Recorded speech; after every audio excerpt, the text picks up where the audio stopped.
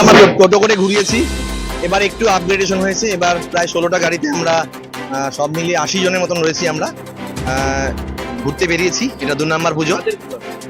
আমাদের তালিকায় রয়েছেন বৃদ্ধাশ্রমের আবাসিকরা, ভিক্ষাজীবীরা, থ্যালাসেমিয়া আক্রান্ত রোগীরা এবং বিশেষ চাহিদা সম্পন্ন মানুষরা।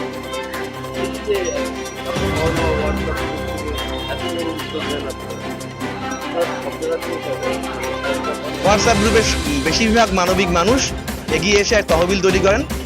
সেই তহবিল দিয়ে ওদের খাওয়ানো, ওদের নতুন পোশাক দেওয়া, ওদের গাড়ির ভাড়া দেওয়া, টিফিন করানো সবটাই আমাদের হয়ে যায়।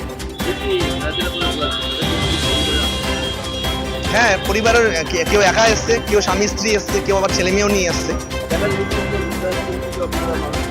এখানে আছে আশ্রয়ের আছে, কালাগঞ্জের ডিবিএম বৃদ্ধাশ্রমের আবাসিকরা ওইখানটায় আছে। আসলে যাদের ঘোরানোর কেউ নেই, আমরাই সবাই ছেলে মেয়ে হয়ে তাদেরকে ঘোরাই। তারা হয়তো গাড়ি করে ভালো মন্দ খাবে, নতুন পোশাক পরবে, ঘুরবে, এই স্বপ্ন তাদের হয়তো পূরণ হয়নি কোনোদিনও।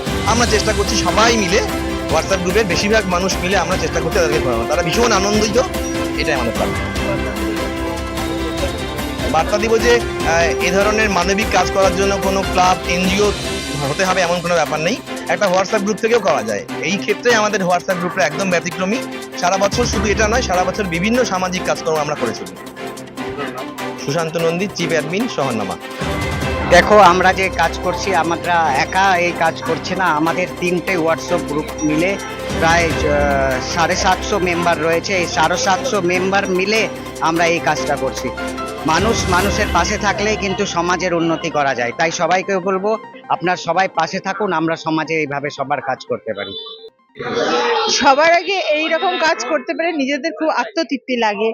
আর সত্যি কথা বলতে কি, মানে আমারও মনে হয় যে এরা যারা বৃদ্ধাশ্রমে আছে, যারা আশ্রয়ে আছে, তাদের পরিবারের কেউ নেই। আমরাও তাদের পরিবারের একজন হয়ে যদি তাদের পাশে একটা দিন থেকেও তাদেরকে আনন্দ দিতে পারি, সেটাই আমাদের কাছে অনেক কিছু।